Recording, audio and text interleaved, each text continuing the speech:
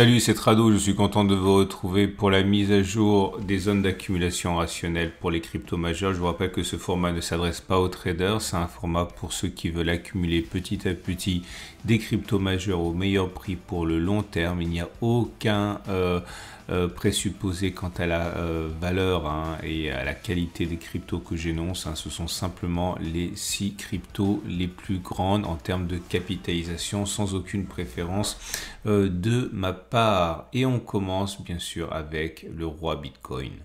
Et conformément aux dernières habitudes qu'on va prises, on fait un état des lieux de la tendance de moyen terme qui est haussière pour Bitcoin. On est rentré en phase 2 de Weinstein depuis qu'on a cassé cette résistance ici, établie à peu près à 25 250. On est en tendance haussière de Weinstein, tendance haussière de moyen terme. Aucune raison a priori de penser que la hausse ne continuera pas sur cette unité de temps de moyen terme. On est au-dessus de la moyenne mobile à 30 semaines qui monte.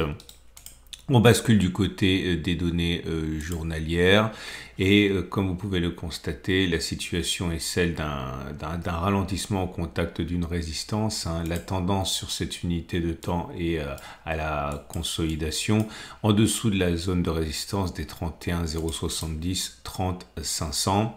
La zone d'accumulation rationnelle qui nous intéresse, si on y va, ce serait bien sûr la zone des 24 300 25 200 qu'on a évoqué. On a déjà rebondi dessus. À plus court terme, si on va chercher les 28 000, 28 500, ce serait zone d'accumulation rationnelle. Et pour les plus pressés, vraiment les plus pressés, on a une zone d'accumulation rationnelle mineure à 30 250 29 700 qui a fait preuve de son efficacité. Vous voyez comment on rebondit dessus. En tout cas, dans l'immédiat, on bloque sur les 31 070. À noter également que si on devait... Je vais l'ajuster un petit peu cette zone d'accumulation rationnelle parce qu'on dirait que le temps joue en faveur des haussiers. Je vais la mettre là, vous savez, et voilà, parce que c'est la dernière en date. Je réajuste ça. On va mettre cette résistance à les 31 800. Et on va dire que si on casse cette zone, eh bien, elle changera de polarité, elle deviendrait zone d'accumulation rationnelle. Et si on devait revenir là-dessus, on pourrait accumuler pour espérer un retour vers les plus hauts. Mais en tout cas, vous l'aurez compris, pour l'instant, il me semble quand même que c'est une prise d'élan avant d'aller plus haut. Les bougies Aiki-Nashi montrent que pour l'instant, il n'y a pas de raison de privilégier un sens ou un autre. Nous sommes plutôt, on va dire, dans un régime de bougies légèrement baissière avec des bougies rouges Aiki-Nashi sans mèche haute, autrement dit pas de signe immédiat de reprise de la hausse pour Bitcoin sur les données journalières. Même constat pour Ethereum, plutôt très bien orienté, comme vous pouvez le voir. Là, on est en données hebdomadaires, pareil, une bougie égale une semaine. Et la théorie de Weinstein nous impose la réalité. On est en tendance haussière. Maintenant, on a bien rebondi sur la moyenne mobile à 30 semaines ici. La tendance, on peut la considérer haussière, phase 2 de Weinstein, depuis qu'on a cassé à peu près ce niveau-là. Je vous montre les données journalières et on constate là aussi qu'on est vraiment dans une situation attentiste. On semble prendre notre élan. On est à quelques encablures de la résistance suivante 21 40 21 20. La zone d'accumulation rationnelle la plus proche est celle des 17 12 16 30. Un retour dans cette zone serait une zone d'accumulation rationnelle. Maintenant, pour les plus pressés, et j'insiste, pour ceux qui ont en fait pas débuté leur accumulation et qui voudraient le faire dans les plus brefs délais, vous avez une petite zone de support intermédiaire. Ici, on ne peut pas l'éluder. Maintenant, il est vrai qu'elle n'est pas aussi solide que la suivante. On va dire qu'on est à peu près à 1885 sur la 1885 $. Donc une incursion dans cette zone pourrait être considérée comme zone d'accumulation rationnelle de second rang. Celle qui nous intéresserait davantage si on allait, évidemment, serait 17, 12, 16, 30. Les bougies Aiki-Nashi, là non plus, ne sont pas véritablement orientées, mais c'est plutôt négatif comme pour Bitcoin parce que c'est rouge. Maintenant, ce n'est pas des bougies impulsives baissières, c'est plutôt des bougies de consolidation après une progression notamment. Regardez, ça c'est la bougie de mercredi, avec l'impulsion haussière due à l'optimisme Ripple qui a marqué un point face aux autorités américaines avec une progression de 7%. Bref, les choses se mettent en place sur Ethereum comme elles sont en place déjà sur Bitcoin. La tendance de moyen terme est clairement haussière à présent. Et on passe à Binance Coin. En données hebdomadaires, on voit que ce n'est pas du tout la même chanson, ce n'est pas la même musique. On est plutôt en phase 1 de Weinstein, autrement dit la période de base, la période de consolidation, de construction de la suite. On est dans un canal latéral comme ça et on oscille autour de la moyenne mobile à 30 semaines. Autrement dit, ce n'est pas haussier, ce n'est pas baissier, c'est neutre. On n'est plus en phase 4.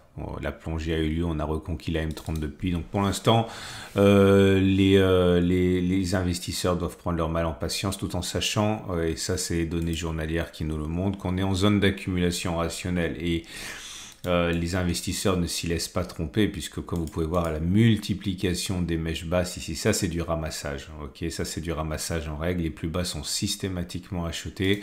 On est sur zone d'accumulation rationnelle pour Binance Coin et les bougies Aekinashi semblent indiquer que pour l'instant c'est mitigé, il n'y a aucune raison de penser que l'envolée est pour demain. Néanmoins, ce sont des bougies vertes qui cachent mal l'intérêt acheteur sur les bas niveaux actuels.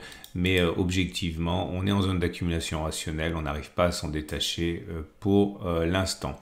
Je vous rappelle que si ce format vous plaît, et vous pouvez vous abonner à la chaîne YouTube et pour ne pas louper les mises à jour. Et si vous voulez en savoir davantage sur la méthode par phase de Weinstein pour appliquer vous-même à vos cryptos préférés ou à vos actifs préférés, vous avez un lien en dessous de la vidéo pour découvrir ça dans une vidéo, un article dédié. On passe tout de suite à la suite. Et voilà Ripple qui connaît une victoire, premier pas très intéressant pour le monde crypto avec cette victoire contre la SEC et Ripple parvient à se positionner en phase 2 de Weinstein, phase haussière, donc en clôturant au-dessus des 0,584. On peut espérer donc que la progression à moyen terme continue. Regardez les données journalières. Alors forcément, si vous n'avez pas accumulé sur les précédentes zones d'accumulation rationnelle, vous êtes un petit peu maintenant désemparé par rapport au point d'entrée qui est très très bas, puisqu'il faudrait redescendre sur les 0,584, 0,544 pour retourner en zone d'accumulation rationnelle. Oui, on parle bien de 23% de baisse à 30% de baisse. La précédente zone d'accumulation rationnelle qu'on avait signalée la semaine dernière, c'était 0,483, 0,456, que cela semble loin à présent après une progression en une séance, une progression maximale qui a été de 100%.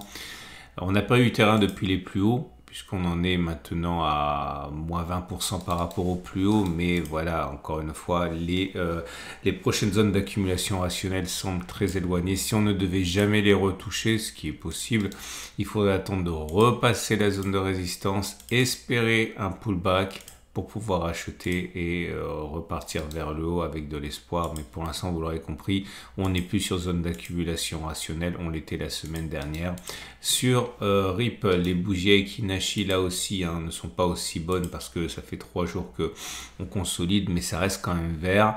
Ça reste quand même une bougie sans mèche basse, donc c'est moins, on va dire, fulgurant en pression haussière, mais ça reste quand même haussier, malgré la petite consolidation. Cardano, malheureusement, n'est pas en tendance haussière ni en phase 2 donc de Weinstein. On est dans la phase 1, la période de latéralisation qui peut durer, on l'a vu, des mois, certains même des années, ou alors des semaines. Ça peut aller très très vite, comme Cardano qui en l'espace d'une semaine a explosé toutes les résistances en entrant en phase 2. Mais pour l'instant, une chose est sûre, c'est qu'on n'est pas en phase 4, on n'est plus en phase baissière, mais on n'est pas non plus en phase haussière. Donc je considère qu'il faudrait passer et clôturer au-dessus, allez, on va dire des 0,462 pour espérer être en phase 2 de Weinstein, mais ce n'est pas encore le cas. Les données journalières montrent qu'on est en zone d'accumulation rationnelle avec un retour. Toute cette zone rouge est zone d'accumulation rationnelle. On a une forte progression, c'était sur la séance de Ripple avec 23% de hausse. Depuis, on a consommé plus de la moitié. On est en zone d'accumulation rationnelle et les bougies Aekinashi ont perdu de leur superbe. Aux bougies vertes succède une bougie rouge plutôt baissière pour l'instant, mais je le répète pour la énième fois, 1, on est en zone d'accumulation rationnelle, 2, on n'est pas en phase haussière pour Cardano.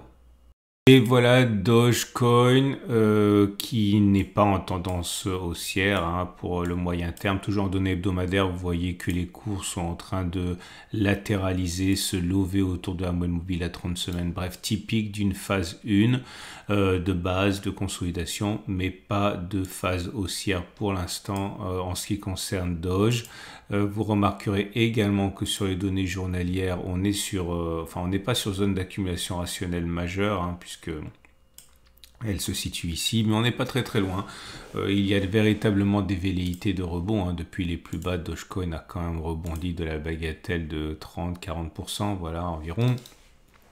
Mais on s'éloigne des zones d'accumulation rationnelle, c'est déjà un bon début pour ceux qui sont haussiers. Zones d'accumulation rationnelle, j'ai envie de dire que si on revient sur les 0,066, on sera sur une zone d'accumulation mineure, mais pour l'instant, vous l'aurez compris, hein, c'est pas encore haussier. Les bougies Aiki-Nashi montrent par contre une pression haussière. Alors c'est pas extrêmement haussier parce qu'il y a une mèche basse en dessous de la bougie Aiki-Nashi, mais c'est quand même absolument pas baissier.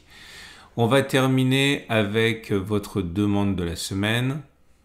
Et il s'agit de Chainlink qui n'est pas en tendance 2, tendance haussière, hein, on est en phase 1 toujours, donc latéralisation pour Chainlink. La bonne nouvelle c'est qu'on n'est plus en phase 4, c'est déjà ça j'ai envie de dire. Et si on regarde les données journalières, on voit que nous sommes en zone d'accumulation rationnelle, hein, puisque bon, on est littéralement sorti de quelques centièmes, hein, puisque regardez, il faudrait redescendre de 1,5% pour revenir en zone d'accumulation rationnelle, mais on peut considérer qu'on est en zone d'accumulation rationnelle. Le rebond a été manifeste depuis les plus bas, là aussi on a pris jusqu'à 53%. Donc on peut considérer qu'on est toujours en zone d'accumulation rationnelle à très peu de choses près, mais on n'est pas en tendance haussière pour l'instant. Voilà, on a fait le tour. Si vous avez des requêtes particulières pour la semaine prochaine, n'hésitez pas à le mettre en commentaire de la vidéo YouTube. J'analyserai la vidéo, la crypto la plus demandée. Je vous rappelle que vous pouvez vous abonner au format pour ne pas louper les mises à jour hebdomadaires. C'est le lundi matin, dimanche soir. Vous avez également un lien en dessous de la vidéo pour découvrir, je le rappelle, la méthode par phase de Weinstein qui est quand même la plus célèbre et la plus efficace compte tenu du temps accordé des méthodes d'analyse technique. Et je vous souhaite une excellente journée. Je vous dis à la semaine prochaine pour la mise à jour et à tout de suite pour d'autres vidéos.